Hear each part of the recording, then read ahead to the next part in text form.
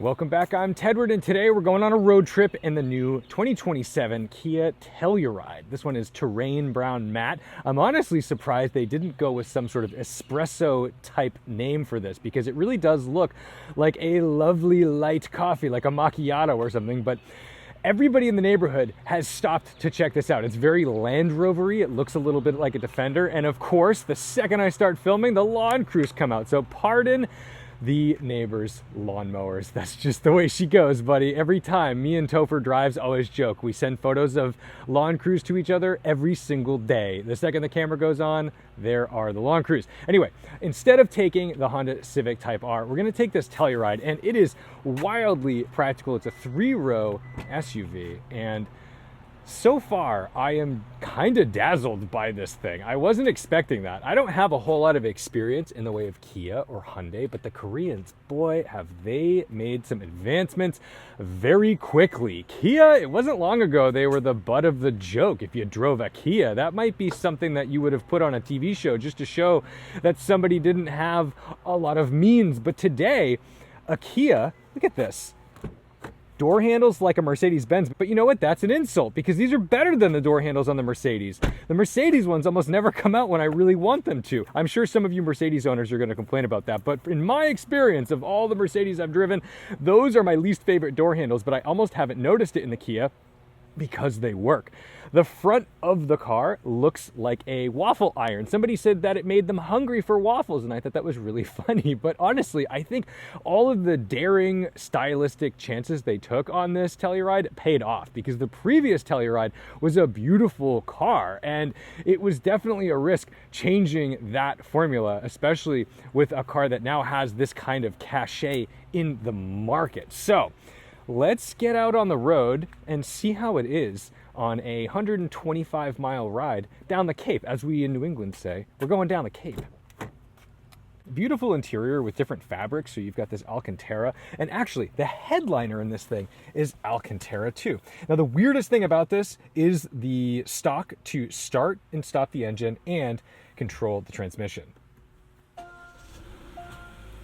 So I will admit, this is a little frustrating for me. I just have to get used to it, because sometimes I accidentally grab the windshield wiper stalk, and that is not correct. Now, while this is warming up for a quick second, let's talk about what it is. This is the X-Pro SX Prestige all-wheel drive. So it has a 2.5-liter 4-cylinder that makes 274 horsepower, 311 pound-feet of torque, an 8-speed auto with all-wheel drive with terrain mode, and a self-leveling rear suspension. Some things that this does have that I really like is the Meridian sound system. But guys, here's the thing. When you think Kia, I'm thinking of bare bones, minimal, just trying to get that price down. And while this does come in at just under $60,000, let's confirm that real quick here. $59,580. You get a lot for that $59,580. You even get massage seats, which I guess actually I should rephrase that. Massage seat. You only get this on the driver's side. Pelvic, lumbar, whole body, or off. It's pretty impressive what you get for this car. The only gripe I have with this display, despite the fact that I would always prefer real gauges, is that this HVAC control in here is sometimes, well, no, not sometimes, always blocked by my fist and this steering wheel when I'm driving. So I sometimes forget that it even has all of this. And then it also has physical buttons down here, which is great, but sometimes you just want to hit that auto button. And the other day I completely forgot that little screen existed just because I don't see it. Into reverse, and you get this massive camera system here that really helps you navigate every little crevice of the car. It even shows like this quarter angle view, which is really impressive, but I just find this to be wildly helpful. Oh, let me stop right here. We'll put it in drive. When I hit my blinkers, these cameras come on. Now, this isn't like new to the scene completely. In fact, Honda used to do this on their Civics, but now this does it, and it just takes up the tachometer. It'll still tell me what the revs are digitally, and then the speedometer over here, it'll tell me my miles per hour digitally. Very trick stuff, Kia. We appreciate that.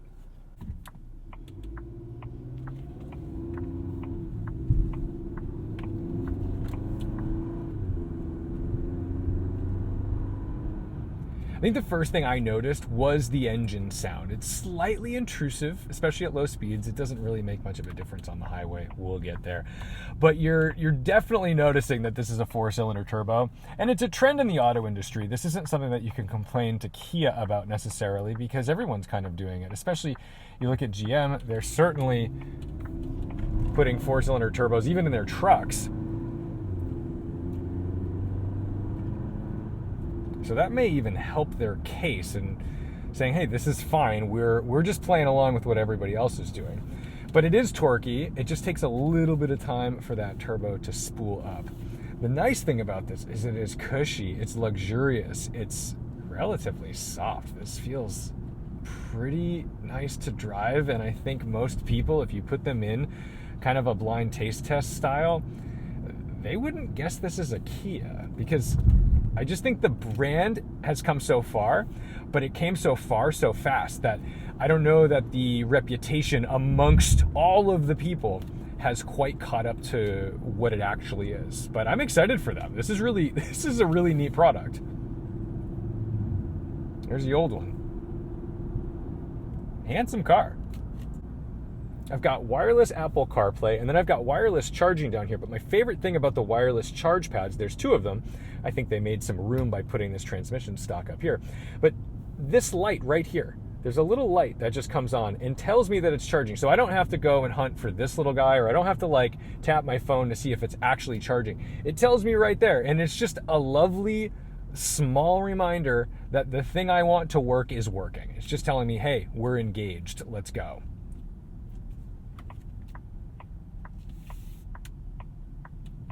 Green plate on that Atlas.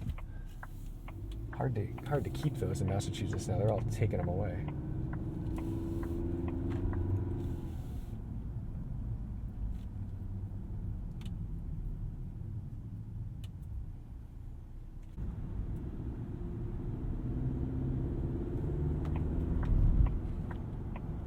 I'm doing my best not to be impatient on this drive. I don't like the feeling of road rage, but man, people just test you. They drive incredibly slowly. And what's wild is I think they are driving slowly because they think it's safer, but the reality is I think their slow driving is more dangerous. They put you at risk. But bring this back to the car. The Telluride is very well insulated. I do feel like I'm in a nice little sanctuary. I can tell right here there's a guy. You got to move. You got to do it. If you want to do it, you got to do it. You know, I'm giving it to you, but I'm not going to write you an invitation. Oh, boy.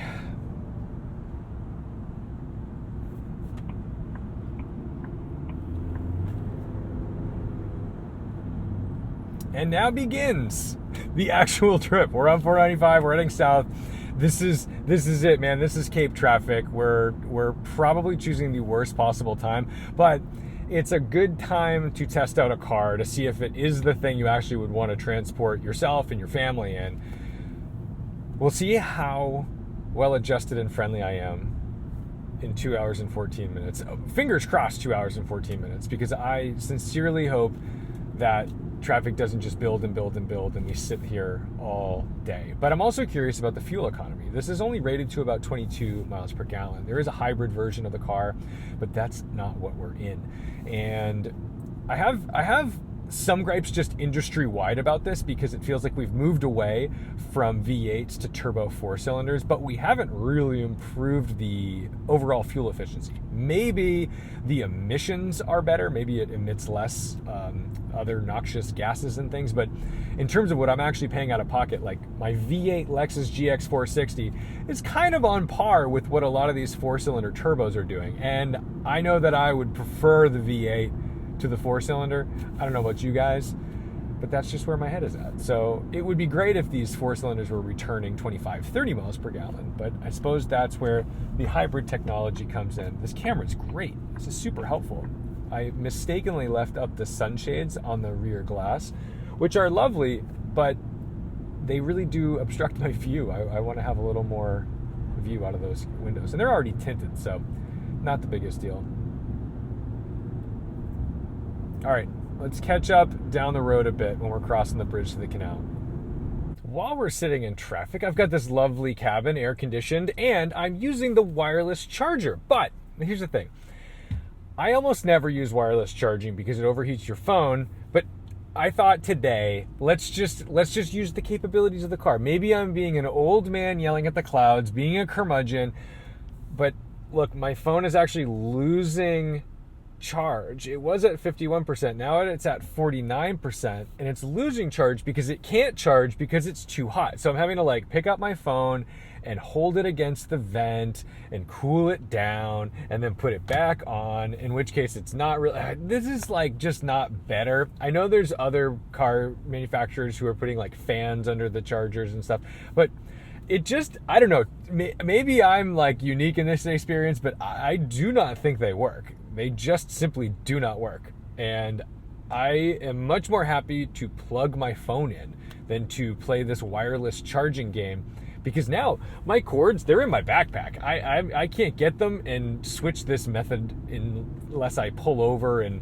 take a 5-minute break, and I really don't want to do that. But now I'm going to get to my destination after driving for 2 hours with a phone that either is less charged than I started with or dead. I mean, it's just so frustrating. Anyway, we're just going to accept the traffic we're in, but I am frustrated about wireless charging in general. Gotten off of that nightmarish highway traffic.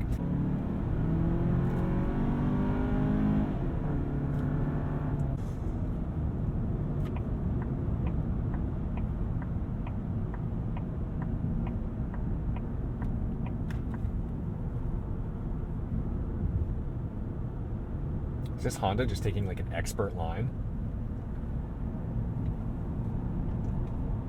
Not quite. I thought they were just going to go super wide and then find their way in, but I thought that was cool.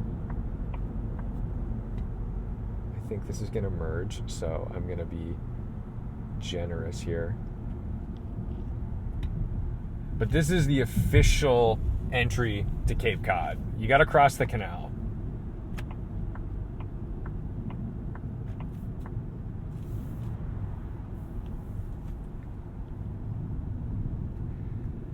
These lanes always feel a little narrow. The Sagamore Bridge is just so industrial and iconic, and it's beautiful, and they're going to be building a new bridge because these Bourne and Sagamore bridges are quite old and dilapidated, but that's the canal. Prevents, obviously, ships from having to go all the way around Cape Cod.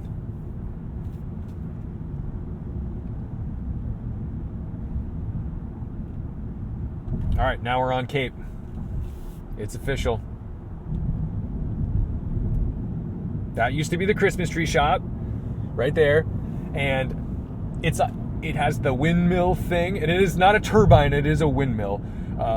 It's obviously not functional, but that was just one of those weird icons of Massachusetts that is now gone. It is no longer the Christmas tree shop. And people mourn those weird little losses. And like, even I did. You know, it's just something you're used to passing. It means something because it is the last thing you see when you leave the Cape and the first thing you see when you get on the Cape.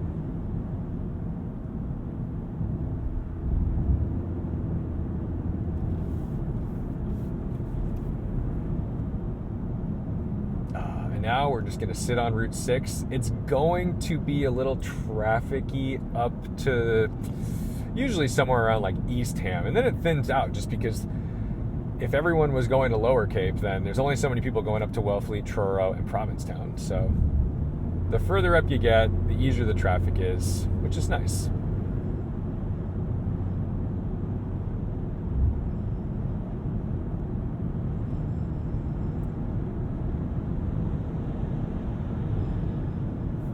All right, let's try charging the phone again. Let's see. It's wild. You get on the Cape and you still have an hour and 12 minutes of driving because you got to go all the way up. Let's see, I'll show you what it looks like.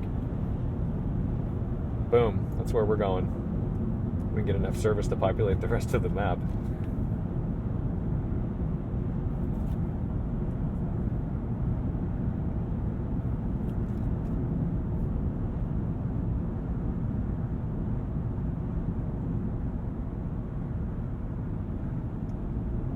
Fuel economy check-in, 63 miles down, an hour and 14 minutes on the road to 23.3 mpg. Better than I was anticipating.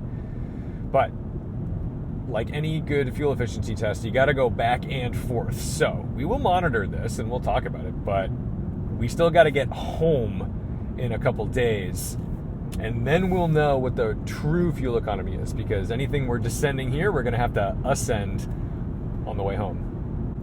Entering Sandwich. People seem to get a real kick out of the fact that there's a town in Massachusetts called Sandwich, because the cop cars say Sandwich Police. I'm actually going to jump off and get my charging cable, because this is now down to 45% from 51%, which is so annoying because it's on a charger. So, interrupting this in order to find a cable. So let's go find a cable.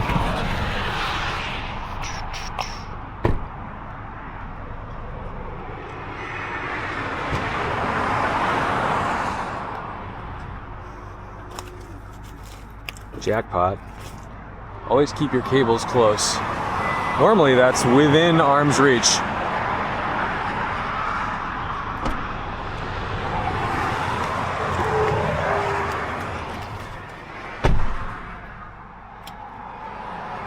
We'll do this.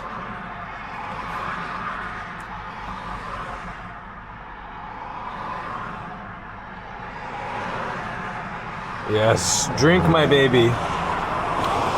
Drink up that sweet, sweet juice.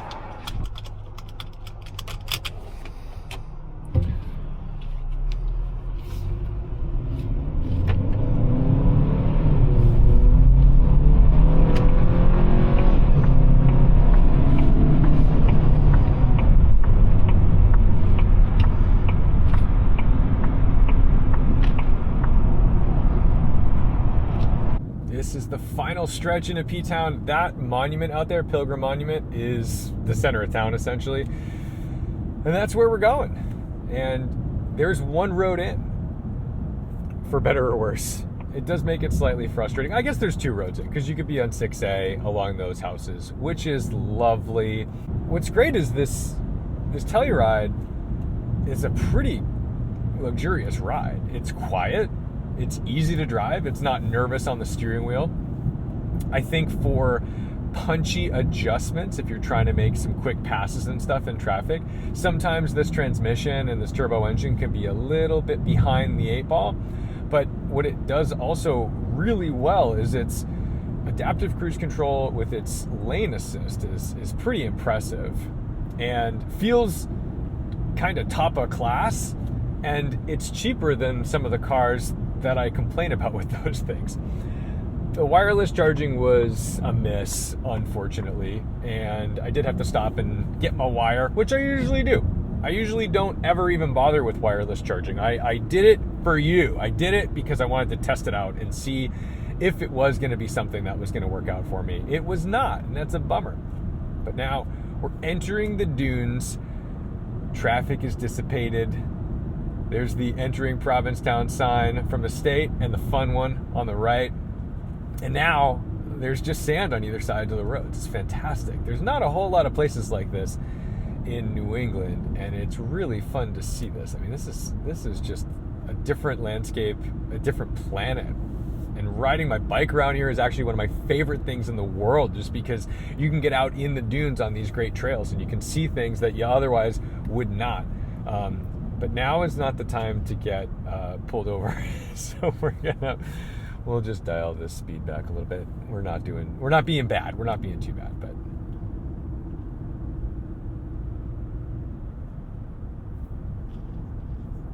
there he is. Clever, clever.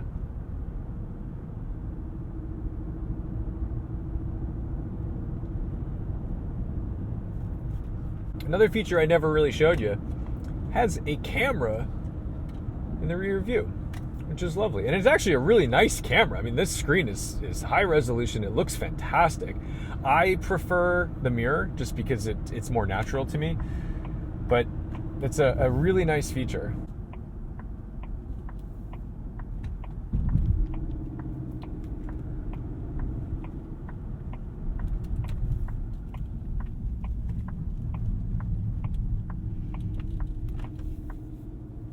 We're parking somewhere I've never actually parked before, so this is new for me. And now we're in town, so now there's no funny business. You got to be a real gentleman because there's people riding bikes, there's people walking around, there's people who are already probably sunburned and intoxicated. It's a beach town and you've got to treat it as such. Oh man, it's 78 degrees. What a perfect day. What a perfect evening.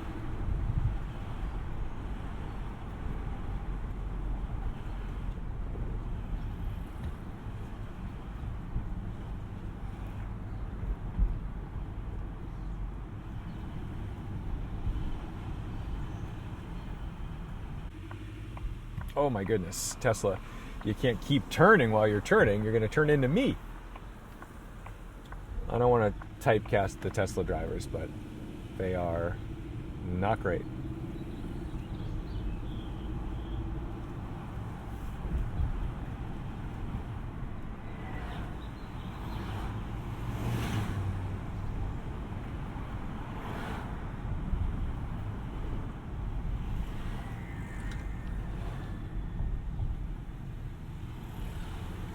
And there's the monument.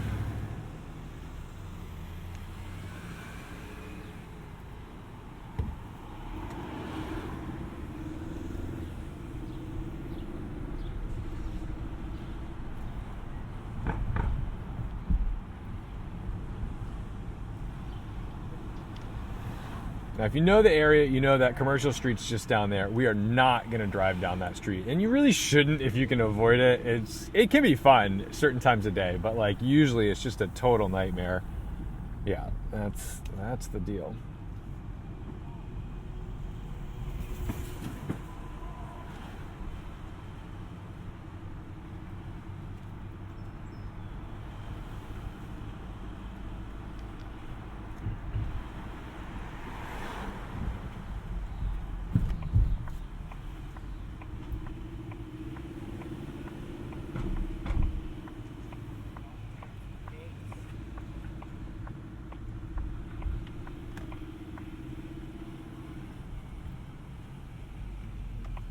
And here we go. All right. That's it. We made it. So let's go head into town and see what's what. But yeah, pretty good.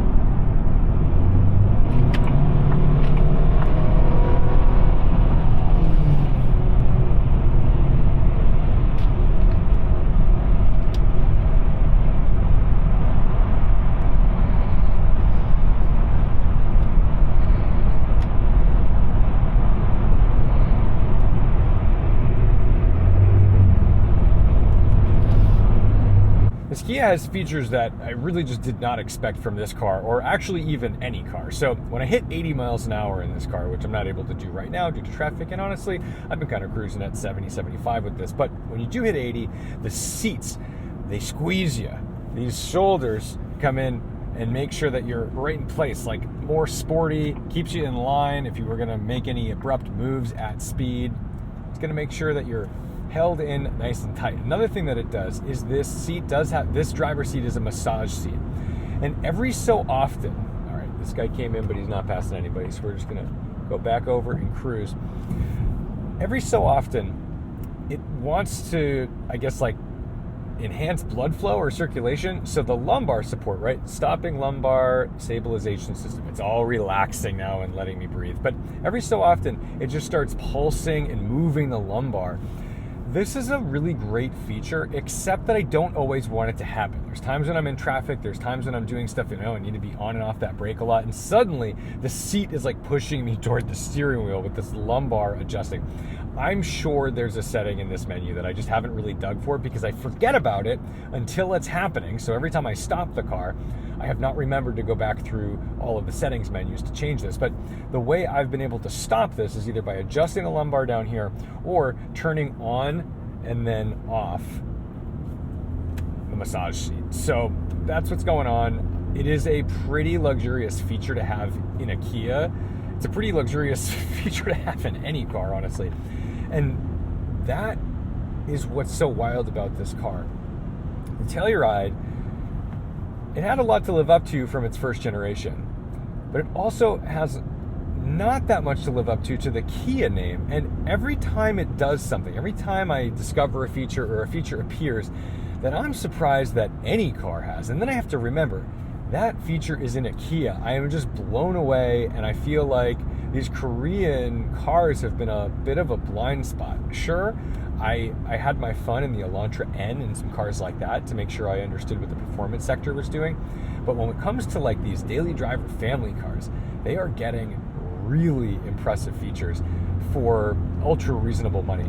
But this Kia Telluride has most of the features that Acura MDX Type S has, and it's $17,000 cheaper. I mean, nearly 20 grand. That's a massive difference. Now, the difference, though, is that this drivetrain is pretty uninspiring. So, for example, if I've got to make a pass, let's say I slow down, we don't need to be going very fast, but let's say I just need to go, someone's going slow in front of me, we're doing 65, and I got to make a quick pass, get back up to 80.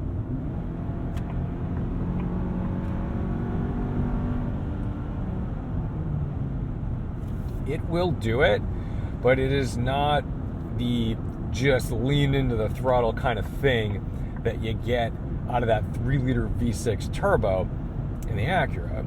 Now, for the most part, everyone's been driving impossibly slow on this drive, so I have not probably cruised at my normal highway cruising speed of 75 miles an hour. This is EPA rated to 22 miles per gallon, and so far in this trip, 267 miles, 5 hours 45 minutes, you can get an idea for that average speed. I'm not doing the math right now, but 24.8 miles per gallon right now. That's pretty good, because when I was driving out here, I was thinking, man, what a bummer that you don't get a V8 in a car like this for the sake of fuel economy. But if the fuel economy in your turbo 4-cylinder is still only going to be about 22 miles per gallon, it's like, just give me the V8 and the 20 miles per gallon, and I'll probably be a happier buyer and sacrifice that 2 mpg. But if we're able to even think about putting up 25 mpg numbers, it starts to make more sense. It starts to be a little more economical. That's the breaking point for me, really, is when you go from 20 to, say, 25.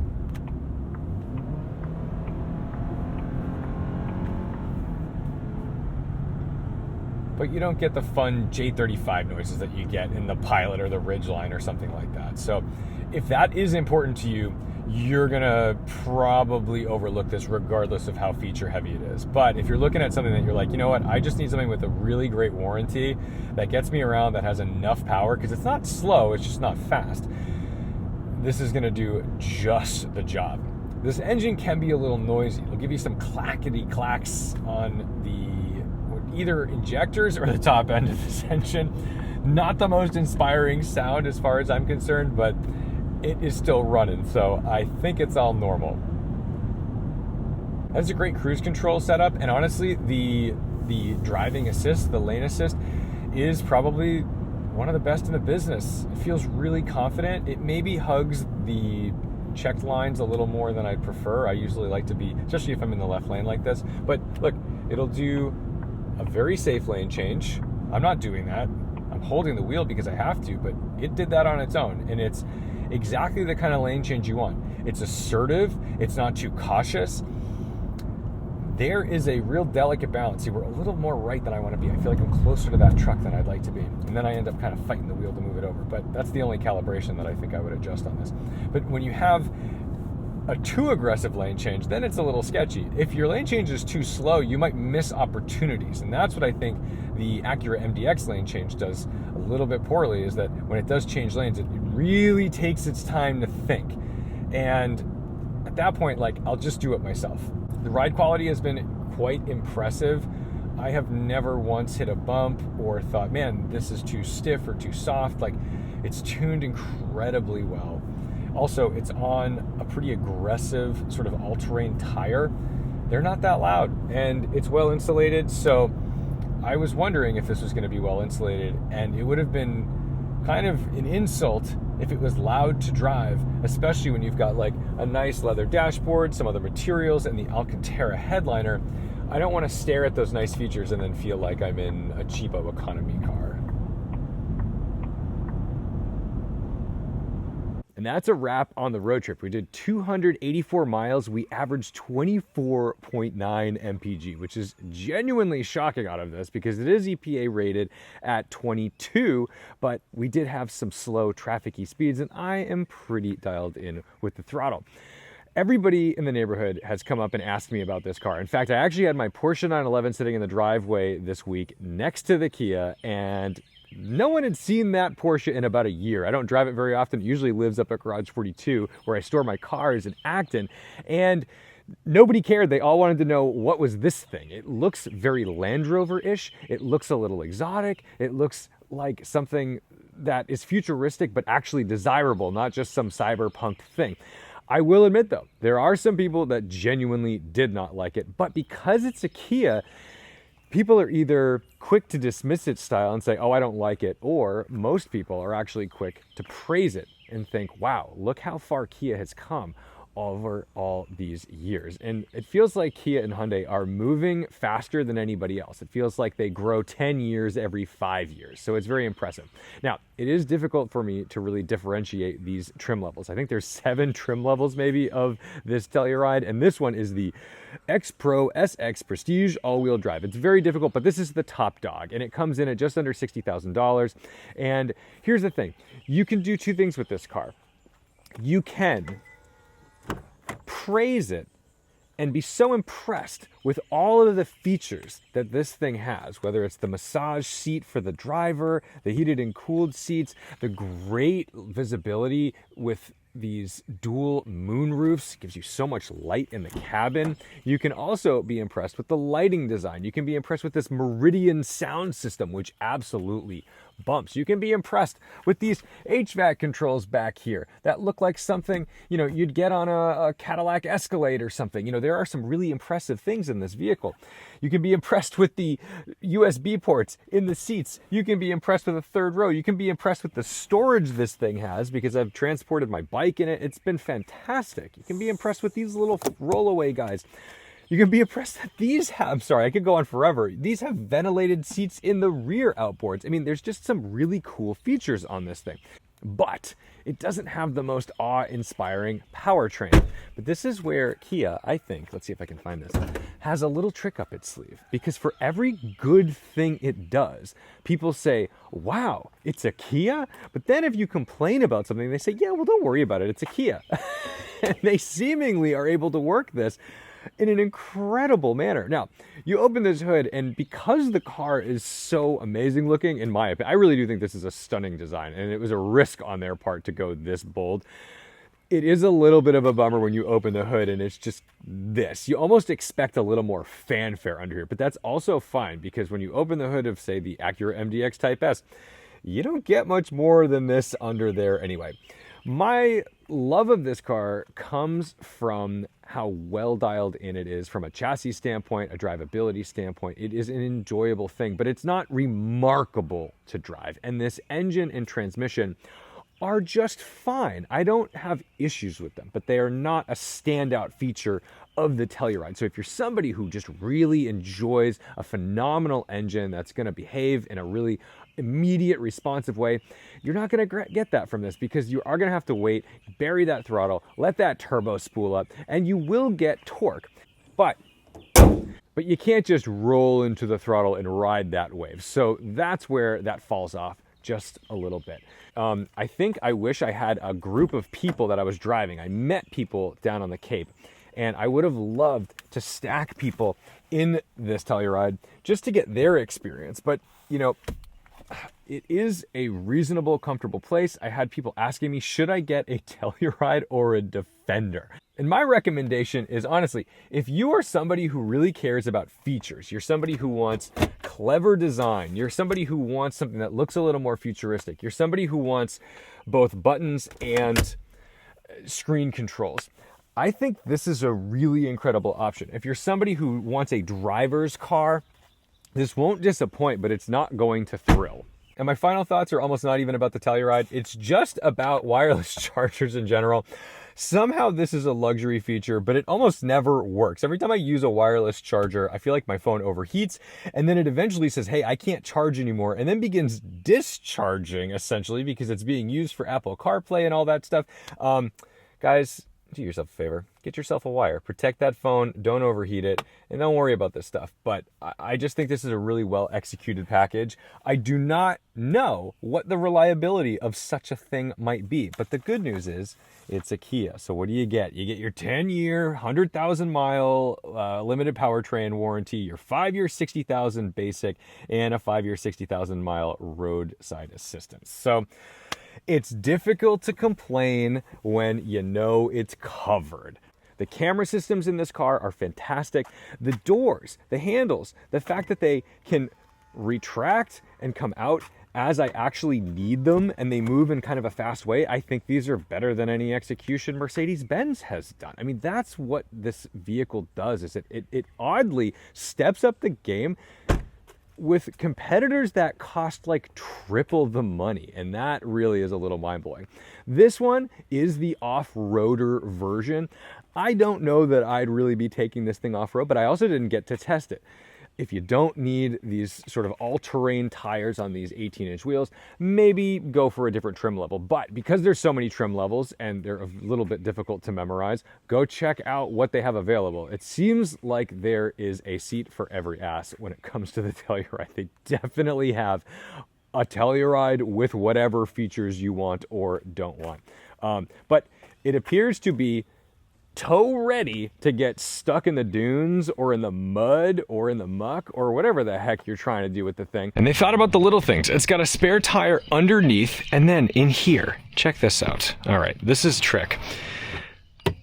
The tonneau cover, the little privacy guy that you'd throw up over there, they even put a storage place for it to be under here where the jack is. So I have this issue all the time with my Lexus. When I want to put my bike in the back of the Lexus, I've got to take that tonneau cover off, and then I just have nowhere to put it. So it either lives in this bay area or I throw it in the garage, and then I don't have it for later. So there's just little attention to detail on this thing that I am so impressed with, and I'm honestly frustrated with other automakers when I drive this, because they do things better in so many ways that I'm like, why isn't everybody doing that?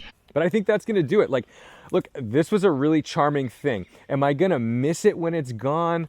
I don't know, but I did like talking about it, and I like showing up places in it, and I think that is such an amazing thing for a Kia, because not very long ago, if I was spending a week in a Kia, I don't know that I'd be telling my buddies and saying, hey, you got to come look at this thing. But this one, man, I have just been genuinely excited to show people all the features. Get this hatch open, pack it with stuff, and crank that Meridian sound system. It is a lovely thing to drive and enjoy. So if you need a 3-row SUV that kind of ticks those boxes for the family, this is definitely very road trip capable. And there's not a whole lot of vehicles these days that do much on a budget. And now you can get a lot of features in a Kia that you used to have to spend well into the 6 figures to get. So at just under 60 grand, this is quite an impressive package. So that's my road trip with the Kia Telluride. Thank you guys so much for watching, liking, commenting, and subscribing. Don't forget to respect the drive, and I'll see you in the next one.